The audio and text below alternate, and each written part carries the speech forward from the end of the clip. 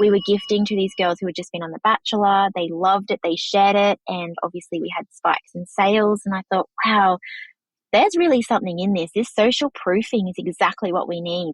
To be honest, for a while there, I did too much of this. And what happened, I derailed. I turned out of my lane and I felt like I wasn't getting anywhere. Each consumer has a different buying cycle and is a different personality. And we've tried to really lean into each of those types of people. Welcome to Add to Cart, Australia's leading e-commerce podcast that express delivers all you need to know in the fast-moving world of online retail. Here's your host, Bushy.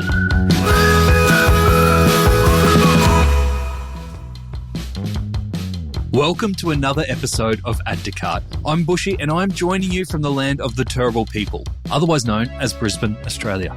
On Add to Cart, we welcome everyone to share and listen to e-commerce stories. The more diverse, the better. I want to especially welcome the traditional owners and the original storytellers of the land that we are on, our Indigenous and Torres Strait Islander listeners, to join us in our e-commerce conversations and our community. In e-commerce, inspiration is everywhere and everything is out in the open. So it's great that we can learn so much from others. It's something that we've heard time and time again from our guests. And it's in fact why I started this podcast, because I just love learning and hearing from other people in the industry. We've got some amazing people out there. But there are times when staying true to your vision and blocking out exterior noise is so critical. And today's guest is a great example of someone whose mission demanded that focus. Stacey Hollands is CEO and Creative Director of Lust Minerals. Stacey was an experienced beauty consultant and used her knowledge to create the clean makeup products that she felt was missing in the industry. Lust Minerals today is vegan certified, paraben-free and Australian made. These were all non-negotiables for Stacey. The brand launched in 2014 and hit $1 million in sales within the first 18 months. They continue to grow as an e-commerce powerhouse with turnover today of more than $20 million. In this chat, Stacey shares the story of how she launched her business just as influencer marketing was getting started. For example, gifting to contestants from The Bachelor. And she shares all the tips that she's had and what that means today for her presence in social media and influencing. She's got some great tips around reach and how to get reach and frequency out of social media influencers. She shares the learnings from her recent $300,000 rebrand. It wasn't an easy exercise. And we find out why, for Lust Minerals, 7 is the happy number. Stacey has an offer for you all too, so don't miss that code at the end. Let's get into it. Thanks to our partners, Shopify Plus and Deliver in Person. Here's our conversation with Stacey Hollands, CEO and Creative Director at Lust Minerals. Stacey, welcome to Add to Cart. Hello. Thank you so much for having me. Thanks for being here. I think you're the first guest we've had join us from the car, which is fantastic. And that's a true e-commerce CEO there, right? I'm so sorry. It's been one of those weeks, but I'm absolutely here. Fantastic to have you here. You said in our pre-chat that you thrive in chaos. Tell me about your last year and what's been happening with Lust Minerals. I think the last year for a lot of people has been a little bit challenging. I mean, there's a lot happening in the world. Expenses are high. So it's been chaos. It's been busy.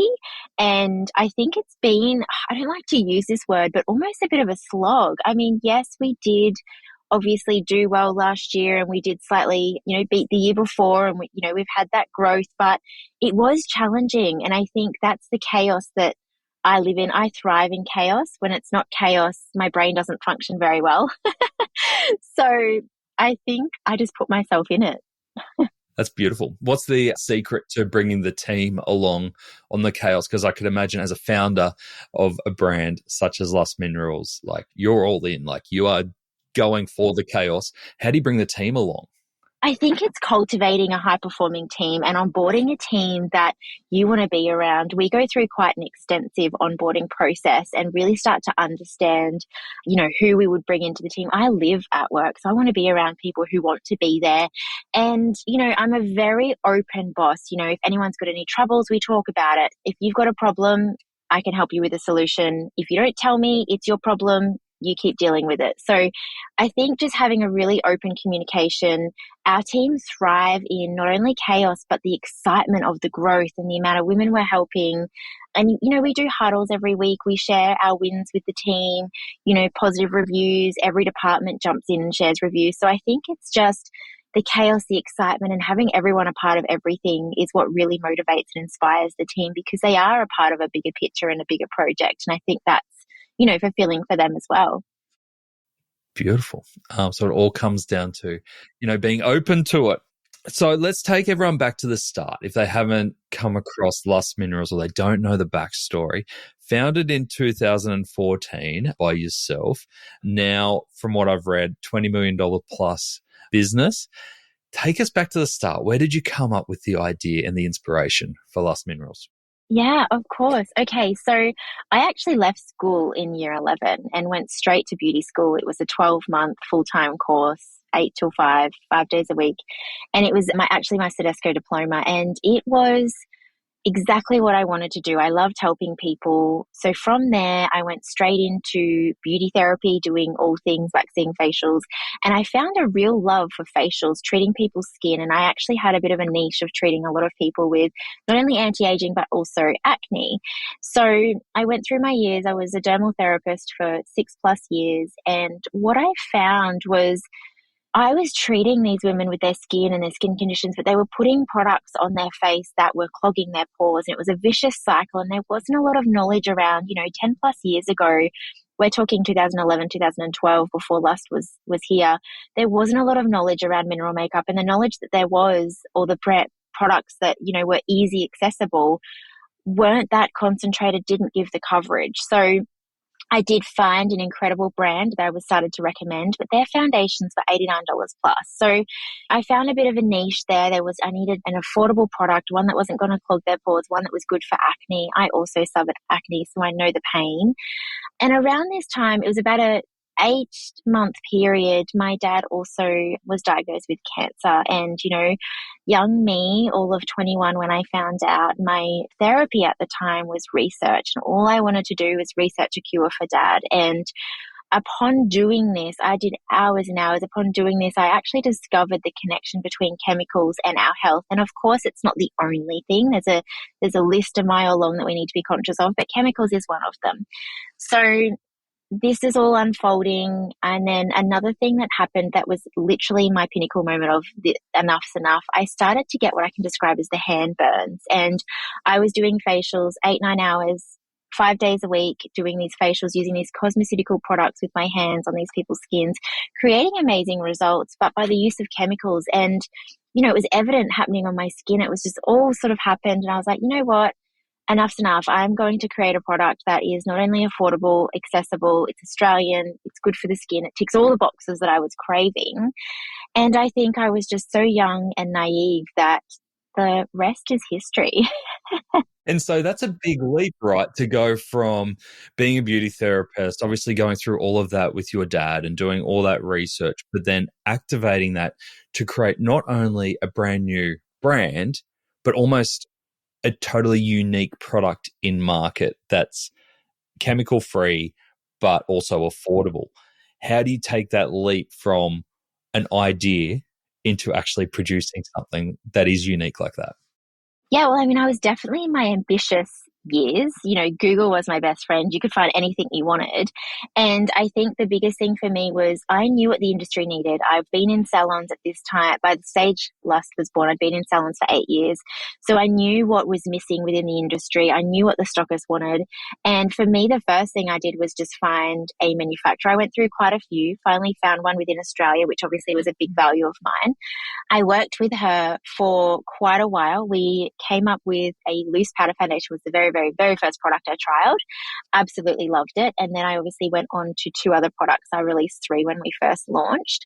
But before Lust even was Lust Minerals, it was actually Perfect Touch Minerals. And that was the brand, that was the name of my home salon, which looking back is a little cringe, but we grow.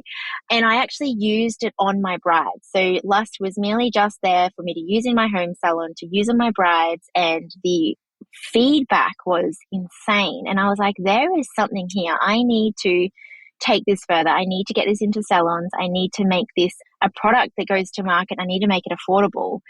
So that's kind of where it all started. And once I had a manufacturer and I was confident in the product, the rest just was, flowed from there. Amazing. I've got actually your team sent me the serum that I've been using. Oh, amazing. Yeah, right in front of us. So it's been great. I'm no beauty expert by any means, but my wife gives me the odd compliment. But it does feel natural. It doesn't feel like you've got a layer of stuff on your face. Is the loose powder foundation still your number one seller? Is that the lead product? It's in the top 4. I have slightly reformulated, added a little bit of vitamin E in there, so it's a very hydrating loose powder now. Our best seller is the Pro Finish currently. So we sell one of those generally every 2 minutes, which is amazing.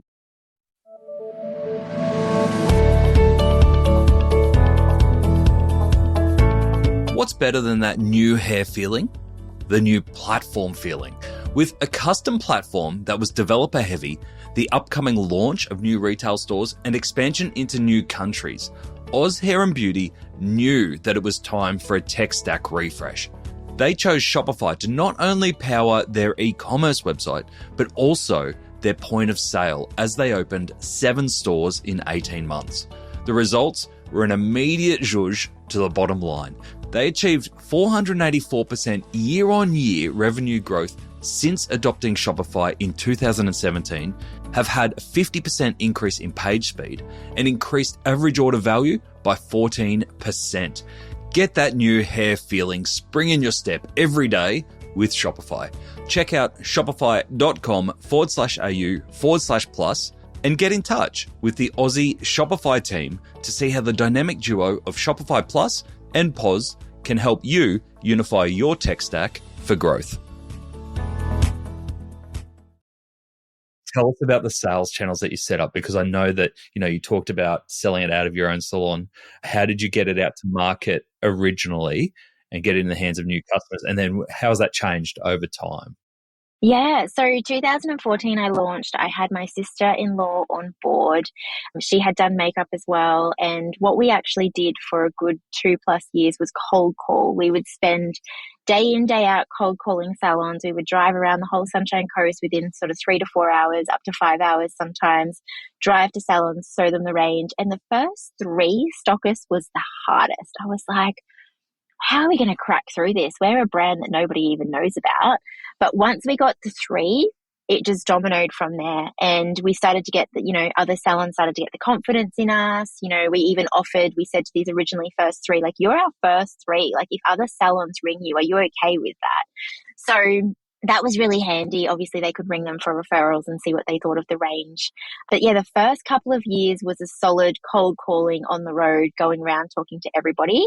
And then around 2017, 2018, it's a little bit blurry, but around that stage, I realized I was relying on the employees and the team of these stockists to sell my range, and they're not as passionate as me. And I was like, you know what? We're doing great. By this stage, we had about 83 stockists, but it was slow and not as fast as the ambitious young me wanted it to be. So that's where I decided that it was time to take it online. And we obviously set up our store a little bit more user-friendly. We started to gift to influencers, and it wasn't even a thing then. Influencers wasn't even really on the radar, but we were gifting to these girls who had just been on The Bachelor. They loved it. They shared it. And obviously we had spikes in sales. And I thought, wow, there's really something in this. This social proofing is exactly what we need. So from there, we dove right into influencer marketing. That's still what grows us today. And then obviously we moved our website to Shopify, sort of 2019, I think that was, and really set up Calavio, all of our flows, and really got sophisticated there. So yeah, it's kind of progressed over the years. We've gone from the stockist to, more of your retail. But yeah, it's been a journey. Are you still in touch with those original 3 stockists? Oh, at least one of them we definitely still have. Another one has closed down, but I often still talk to her through my DMs. Amazing. How nice that you can trace it all the way back to where it all kicked the way off. back, yeah. So you're manufactured in the Sunshine Coast still? We're in Australia, not Sunshine Coast. Our warehouse is in Sunshine Coast, where we dispatch all our orders, all our team are, but our manufacturers are all over Australia. Great. And are you selling into international markets now? We're dabbling. I think that's our next thing. We need to decide, what avenue we want to go down. Do we want to go down retailers, international? We're definitely dabbling international, but we probably need to get our big girl pants on and dig a little bit deeper over there. Yeah, great. Obviously, great message there. You got the founder-led story. You've got the Australian-made story as well. Huge potential, right? Tell us more about influencer marketing, because I'm fascinated to see how that's changed for you since 2008 in gifting to Bachelor contestants, which I can imagine a lot of that was fairly organic and ad hoc, for lack of a better word, through to where it is to now, obviously a much more sophisticated and commercial market. How has that changed for you over that time in accessing the influencer market? I mean, honestly, it's been quite dramatic. I mean, consumers are a lot more aware now, and I think there's the fine line between somebody loving a product and promoting it genuinely and somebody getting paid to be a part of a campaign. And there's nothing wrong with either. You could be a part of a campaign 10 years ago, whether you liked that campaign or not. So I don't think there's a problem there essentially, but it's more that the trust of the consumer is slightly blurred. So for us with influencers, yes, it's not like it used to be. It was probably a bit of a risk back then, but also you did see quite an increase in sales. Whereas now it's probably a little less risky because we're aware of how it works, but the response isn't quite as immediate as it used to be. So it has definitely evolved. I mean, for us, we've been with some of the influencers for 8+ years. So for me, our influencers and our ambassadors are like family. They're a part of our community, and we don't just work with them as a once-off. We build that relationship and build that trust with their community as well. But also, it's just finding those that are genuinely in love with your product and genuinely use your product and, want to share that with their community because they are passionate about it as well. Yeah, it makes a lot of sense. In terms of tying that back to sales, there's so many more mechanisms now for doing that. Everything from being able to tag in Instagram posts and co-create posts together, all the way through to affiliate links, to even influencers having their own storefronts with your products in it. How have you found any tips around how best to integrate products into an influencer's world to be able to track those results? Yeah, I mean, definitely there's a range of things, and I suppose it depends on what you're wanting to achieve. When you're working with an ambassador, is it just branding? Is it sales? Is it link clicks? Is it people to the website? I think understanding what you want to achieve from that particular ambassador first, so then you're not disappointed by the results. Because if you're onboarding someone assuming they're going to get you sales, but generally they're someone that's going to give you the branding, then, I suppose your budget's slightly different there. Not only that, we think about the whole ecosystem. So for me, I don't let any loose ends with the team. They know if we're going to do a collaboration with an ambassador, we make sure we follow through with, we have some sort of campaign for them.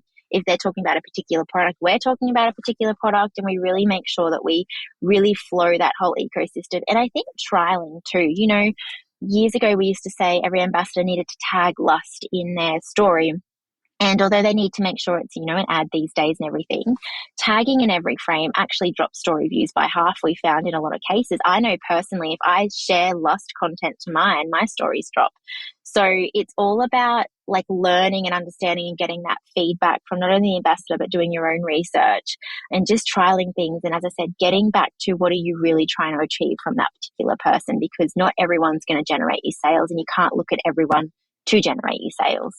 That's a brilliant example around adding the brand into all stories, reducing views. That makes a lot of sense in hindsight, but I suppose as a brand owner, you would always I want my brand in there. I want to be tagged in everything. So that's a really great example.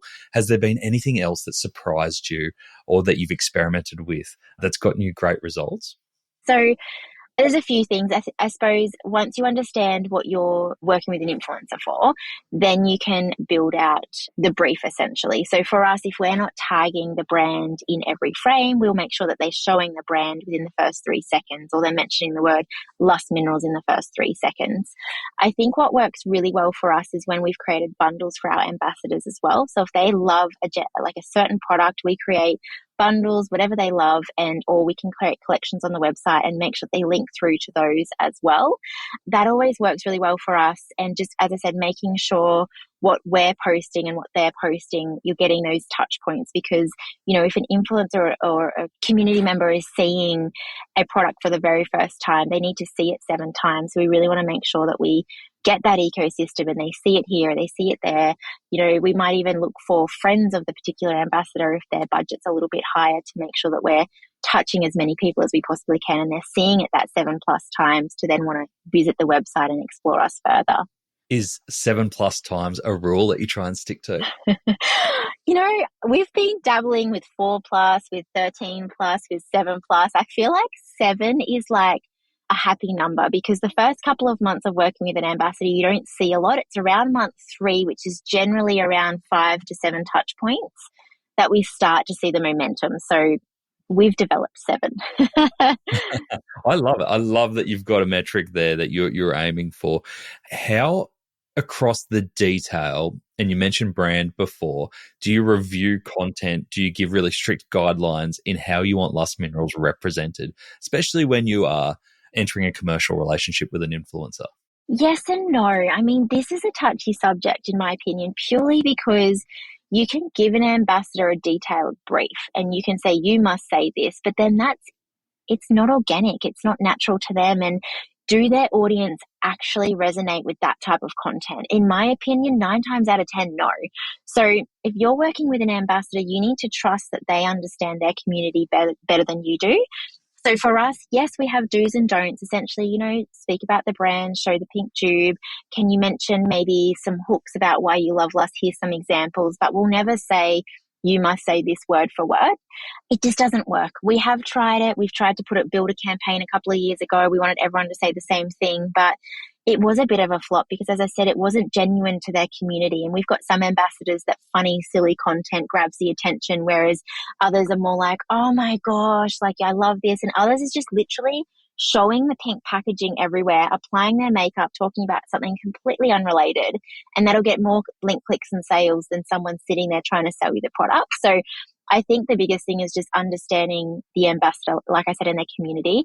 And we're quite sophisticated in the way that we track things. We have link clicks. We have like a URL tracker, a code tracker. We put all of this into a spreadsheet and understand, the cost of the ambassador versus the links clicks. We know how many cents a link click costs us, how many dollars and cents a sale cost us. And as I said, we don't look at one metric. We can't just look at how many sales this ambassador created and yes, they're successful. It's like, well, how many people did they get to the website? How many people came to our Instagram page? How many people purchased? So we do look at all metrics as well. Amazing. Now, you've got some really interesting things when you do get to the website. So there's a lot on the website. It's not a standard Shopify template page by any means. I was really interested in some of the quizzes and the interactive elements that you've got in there that you really drive people to. I'll let you explain what they are, but can you tell us around what role they play in that customer life cycle, where you really want people to get involved in, testing skin colors and getting recommendations on product? Yeah, absolutely. I mean, I think it comes back to each consumer has a different buying cycle and is a different personality. And we've tried to really lean into each of those types of people. So we have live chat. It's one of our real in-house people, no AI. We're on from 7 a.m. till 10 p.m. So you can instantly reach out for a color match. We've got in-person one-on-one color matchings or via Zoom. We've also got a form you can fill in. So if you want a detailed consultation, you can fill in a form, put a little bit more detail, and we email you back within 12 to 24 hours. And that's just so it's on email. Some people don't like to talk face-to-face. Some people like an email. So we kind of cater for all of that.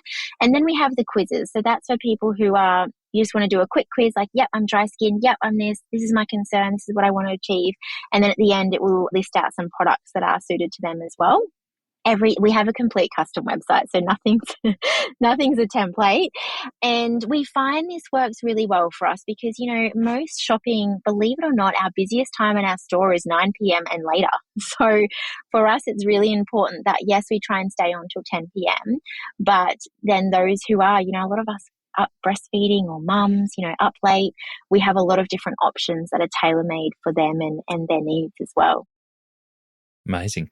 And I love those different options, all the way from live chat to email consultations, Zoom to self-service quizzes. Are you able to share any insights on the end conversion differences between those ways of interacting? Yeah, I mean, the highest conversion will always be live chat because once people get through the first message, they're like, oh, you're a real person. And I feel like you're really talking to someone then. In person actually is definitely the highest converting. I think like 80%. 80% convert in person. Zoom and then live chat would be the next. And then we do find the form works quite well, but it's a lot slower. And what we find with that is a lot of the time it's a spontaneous purchase. So they want to be served there and then, and they want to make the decision. If they've thought about it too long, sometimes it can be, oh, do I really need this? So you almost need to resell again or remind them why they are coming to you for that product. So we do find obviously the one-on-ones in person is obviously the higher converting, and then the other ones are there just to sort of support them as part of their journey. And do you have different email flows set up post all these interactions? Yes, we absolutely do. Live chat, not necessarily. That's a little bit more manual, but the girls do follow up closed tickets and things like that. But we do have flows in place. So if you've been in a in-person colour match, Jess personally follows you up, and then there's a flow to follow that up. And same with our forms as well. Once we've sent you an email back, there is a flow to, if they haven't purchased and haven't come back, to remind them and see if we can help them with anything else. Amazing. Custom website. That's a big undertaking, big overhead. How do you manage that? To be honest, it was all of the startup. I mean, we manage it in-house now. Any little updates, we've got all of the templates there, all of the coding's been done. So if we wanted to create a landing page, we've got all the templates made and saved that we can do all of that in-house. We did have our rebrand in 2021. And that was a complete new custom website from the ground up. And then last September, we did a refresh, and we just brought in a new font and just sort of refreshed things and updated product pages and made them a little bit more user friendly because, as we grow. And then, day to day, we just manage that in-house. All the hard work's been done so far. Yeah, great. You mentioned the 2021 rebrand, and when we were talking about influencers, I thought it was really interesting that you were talking a lot around, show the pink tube, show the pink packaging. Obviously, that's really central to what you're doing and getting recognition and awareness. Can you talk us through that rebranding process? Where did you come from? Where did you go? And what were the kind of activities that you did to make sure you were confident that the new Lust Minerals brand was the brand that you wanted to be representing you going forward? For us, when we started, I obviously just got packaging that I could get in low quantities, and I got my name stamped on it here in Australia. So I made do with what I could in the time. All I spent my time and money and energy on was the product on the inside, and the outside I just made do as best I could. And not only that, we went with silver because I was in clinic, and silver, white, black was very clinical colours. So that's where that came from. I think in 2019 was when the idea came about. We rebranded in 2021, but 2019 was when I was like, you know what? It's time. We are an incredible product on the inside. We've made do with the packaging on the outside, but everything being an e-commerce online business is visual.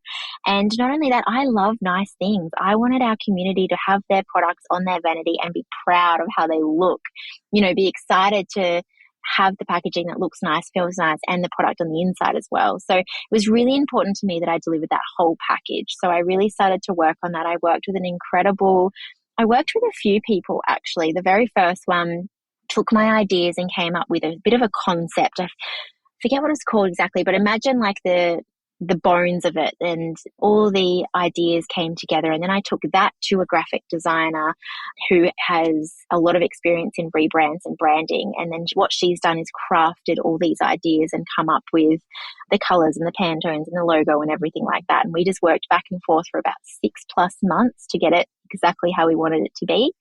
And then from there, I just designed all of the packaging, and I wanted to make sure the packaging was unique. Like our Pro Finish has a little sponge on the end, which I've never seen before, but we also offer a pump as an alternative so the consumer can choose. Our loose powders have a little puff in them. So we really tried to think the packaging through. I designed that all myself, and I tried to make it sophisticated and clean and minimal, and also, the pink and the blue for skincare because, men and women love our skincare, and the pink for makeup, and really just made it, stand out and be different and have its own identity. that rebrand, not only was it a good 2-year project, but it cost just over $300,000 just to do a full rebrand. And that was from concept to packaging. Obviously I had to get the whole range of packaging, all boxes, because I wanted the minimalist look. We've actually only got the name of the product and our logo on the packaging. So then we needed the boxes, which I got in linen stocks, the most beautiful, luxurious cardboard you can ever get. So I really thought the whole thing through, and I really just wanted to give our consumers that dopamine hit and that reward for buying online, because, it is competitive in this space in the beauty, at least, to go in and get that dopamine hit and that excitement in store. So we really wanted to create that online. And as I said, for them to be proud of the products that they had on their vanity. How was your last e-commerce delivery experience? Did your order arrive on time and undamaged, or did it fail to fulfill expectations? If you are a high-value brand, just think about the low-value experiences in the last mile affecting your reputation. Delivered in full on time, or DIFOT if you're in a hurry, is a metric that matters for retailers and customers. Why? Because it shows whether deliveries are happening reliably and on time. Many Aussie retailers are settling for 70 to 80% DIFOT scores and dealing with a lot of unhappy customers. However, after partnering with Deliver in Person, experience-driven brands like Samsonite, The Party People and July see a consistent 99.6% DIFOT score. Don't settle for less. Make your last mile experience the first thing that customers remember. Learn more at deliverinperson.com. With such a significant rebrand, did you have to do any campaign to almost like reintroduce the brand to your customers so they knew what to look out for? Yeah, absolutely. We did a full rebrand. We revealed it over time. We revealed the website. We had a big ambassador event down at the Hellenica, the Carlisle in Brisbane. And we had like the logo covered and we had everyone come and we gave them like hints of what it would look like. And we revealed it live with our whole community. It went live online at the same time it went with the ambassadors. And we also did a video which was from the heart of my whole journey. I'd pre-filmed this, of course, but it was like the journey of my life and my dad and how, the range came about and the real story behind it, so that when we rebranded and we could show people it wasn't just a rebrand, here it is, it was actually a journey, and we pulled all that together and told people the story. And I think it had that emotional connection as well. And it was a real hit. That's awesome. You're not already thinking about a new rebrand, are you? I think that's what was my refresh last year. The refresh I was craving last year, and just like reboost everything. But yeah, every time packaging comes up to be, remade, I'm always looking at how I can slightly improve it. But I think the pink and blue will be around for a while. Love it. Now, given in your space, I could imagine you've got a younger demographic. Is that fair? Our demographic is 27 to 35, closely followed 35 to 45, very, very close, within 4%. But very social, very online. Very social, very online, yes. Yeah. With that world changing dramatically, obviously moving more towards short form video, what kind of channels are exciting you at the moment from a marketing perspective and being able to tell the Lust Minerals story? You know what? I am actually loving email marketing right now. Really, we've brought it back in-house and really getting sophisticated with the flows and the customer journey and what they need to hear, and that education and the free content. That is so fun for me. I really, really love that. And it's funny, it's the content you don't think is going to do that well, that's not at all sales related, that does better than campaign related content. So I'm loving that at the moment. But from a socials perspective, Instagram is definitely our shop front. That is where we are very social and very, that is where our stomping ground is. But we're just starting to learn how Lust needs to show up on TikTok and what of our community want to see there. I mean, obviously we've been testing it for a few years, but I really feel like now's the time where we can have some fun with it. And I think there's a bit of a niche for that education, curiosity, awareness in the makeup space and the skincare space that we can really dive into over there. So that's kind of a bit of fun for us, a bit of learning. And the email marketing is probably also the same, but it's almost like a hidden gem that there's so much potential there. You just need to spend the time doing it. On the email side, I find that fascinating. Are you spending most of your time on automations rather than campaigns in like honing what the best automations are? Or are you still spending a lot of your time sending out campaigns on a regular basis? Yeah, we do a lot of campaigns. So generally from the marketing team, most of it is campaign led, but then there are a few of us that behind the scenes are constantly redoing our flows. And we redid our flows. We redid them when we did the rebrand. We obviously redid them again last year, just a refresher in the new branding. But even looking back since September last year, it's a cringe. I'm like, wow, some of these emails are so cold. Like, where is the love? So it's been fun. I feel like it's one of those things every 12 months you can get back in there and just be like, hold on a minute, what are we trying to do here? What are we trying to give? What value are we adding?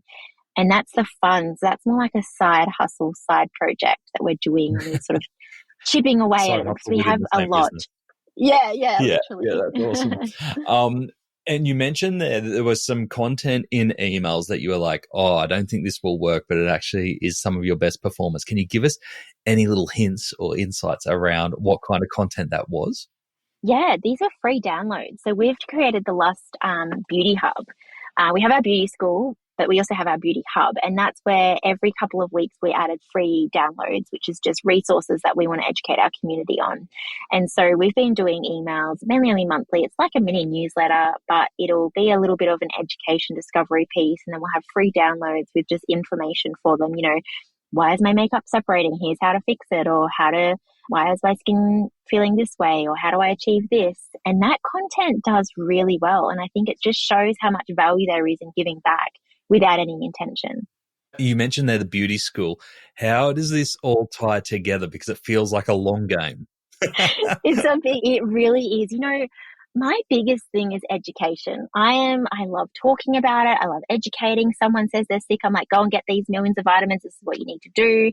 If someone says this is happening, I'm like, yep, this is what you need to do. I love that side of things. And that's what I was craving. There's only so much I can, get across through social. So that's why we developed the beauty school. It's like 6 modules, and it's really integrating gut health to skin, to makeup, to skincare, and sort of allowing you to understand the whole body, whole process. Yeah, I love it. And from your journey all the way from when you were in the beauty salon through to trying to find ways to help your dad to manufacturing locally, it feels like you've tread your own path and that you haven't necessarily tried to emulate anyone or copy anyone. To stay motivated and to stay ahead of the game, who do you look up to in business? Like, where do you get your inspiration from? Honestly, 2 things to this. How I stay motivated, I look at my daily P&L. Believe it or not, that's a scary thing to look at sometimes. Honestly, I don't take no for an answer. I never have. I'm not someone to ever fail. You'll never want me to fail. And if I fail, I'll pivot and move on. So giving up, not succeeding, not working isn't even on my agenda in my vocabulary. But looking up to people, to be honest, for a while there, I did too much of this. And what happened, I derailed. I turned out of my lane and I felt like I wasn't getting anywhere. So now I'm back into my lane. I'm looking forward. I'm focusing on me. If you go within, honestly, you know the answers. If you listen to your community and you learn what they really want, no one else needs to tell you. No one else needs to show you what to do. You know what to do. Obviously, there's lots of brands that I'm inspired by, but they don't fulfill my values 100%. So you might take a little bit of campaign inspiration or a little bit of inspiration, but I think the biggest thing is listening and learning to your community because they tell you all your answers. Amazing. And any tips to any other founders or entrepreneurs out there who do have a really strong direction and a really strong inner voice, but are being hit by 1,000 opinions, 1,000 stakeholders, 1,000 other people who don't maybe share the same vision on how to stay the course in what you want and what makes you happy? I think it comes back to values. Like it took me a little while, a few years to actually understand that I needed a vision, mission and values for a brand. And once we really honed in on those in sort of 2018, 2019, and we sort of looked over them as through the rebrand and got really clear on those, I think you're the only one that knows most of those answers. And I don't take advice to someone who hasn't walked in my shoes or in the shoes of at my level, because there's a lot of opinions out there. We've worked with different people, different consultants, and while they'll have a lot of valid opinion and a lot of support, if they haven't run a business to your level, you're shooting yourself in the foot. So I think for me, I continue to learn. I'm currently studying my advanced cosmetic science degree in the background as well. Like, I'm just willing to continuously learn and learn. To do. Yeah. But I mean, just like continually to learn is the biggest thing. Yeah. Beautiful. All right. I expect that there is lots of answers to this question, but what is next for yourself and the team at Lust Minerals? We obviously talked about internationals in the back of your mind, that you are continually learning, continually developing. What's the next 12 months hold, do you think? Honestly, I think it's just getting crystal clear on where we want to go. Where do we scale into international? Do we scale into, a retailer, or are we scaling into more ads and, our organic? International and retail is definitely on my agenda. Lust has its own identity though, so I'm very picky with where it goes. So it's definitely in the stages of just working out where we want to scale into, but also I'm continually reformulating our products to be what I believe is, really, really good. So for us, it's just really reformulating those products, getting clear on that. And we've got a goal to educate and have 1 million people sign up to our beauty school. So I think over the next 12 months, and we're doing it for $1 at the moment, because obviously we just want everyone to learn. So that's a bit of a goal for us as well. Just really make a difference in the community. That's amazing. That's so cool. That's a huge goal. I love it. It's refreshing hearing you talk about considered growth, because with your product being Australian made, chemical free, vegan certified, local Sunshine Coast team and operations, I could imagine that there would have been times where you're like, actually, there are ways to make this much more profitable and to grow much more quickly. We cut some corners and maybe go against our values. So it's really refreshing to hear that, you keep those principles at core, and that you've just got to find the avenues that open themselves up of others who share those values with you, rather than chase people who may not be totally aligned. Yeah, absolutely. And I think it was a non-negotiable for me, to take it anywhere else. Stacey, can you share with us how people can get in touch, whether it's to visit the Lust Minerals site to maybe take one of the quizzes or test the skin color, or maybe sign up to beauty school? What's the best way to get in touch and learn more?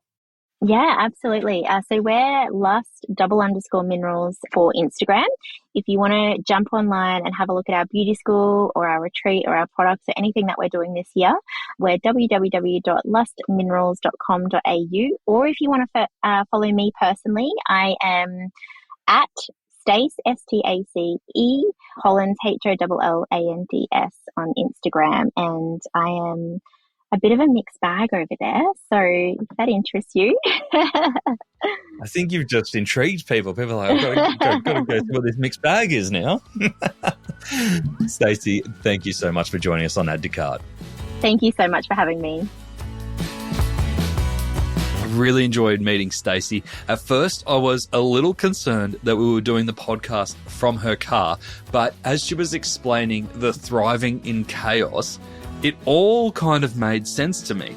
And for her, doing a podcast in a car wasn't a big deal. That was just part of the job. That was part of the day, adapting to the circumstances around her, being where she needed to be, really amplified her philosophy to business.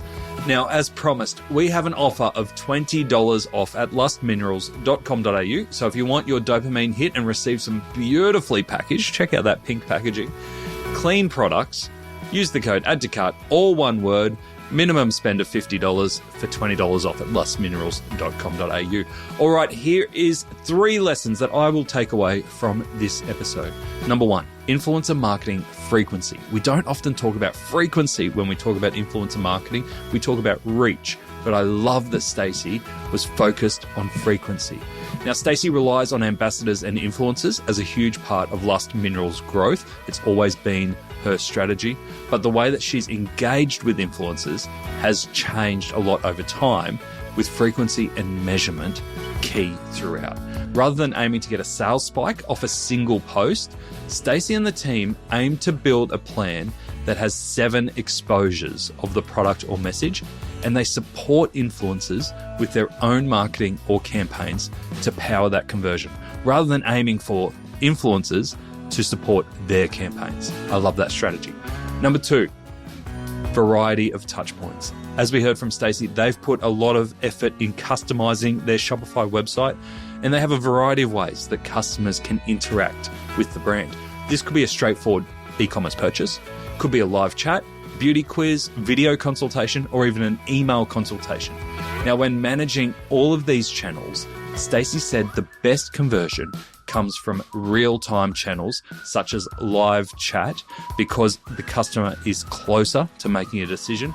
However, those non-real-time channels such as the email consultations are still convertible, but you need to rely more on having strong email flows set up for those. Don't skip out on that. And number 3, thriving in chaos. I know I've mentioned it before, but I love that Stacey talks about thriving, not surviving in the chaos. Whether it's a tough market like today or a booming market, I think there's always going to be an element of chaos in e-commerce. That's just what we're working with. Most founders are, or over time become equipped for a bit of chaos. And I loved Stacey's tip to make sure that you interview and onboard the right personalities who can thrive in your type of chaos. Because founders, entrepreneurs, leaders, they may love chaos, but we've also got to make sure our team are on board as well. Before you go, we'd love to invite you to join our free e-commerce learning platform, Add to Cart Campus. Meet other professionals and learn from e-commerce experts to take your business and your e-commerce career to the next level. Register to join Campus at addtocart.com.au/campus. Now, if you enjoyed today's episode, make sure you share it with a friend or a colleague, or even better, leave us a review on Spotify or Apple. It really makes a difference.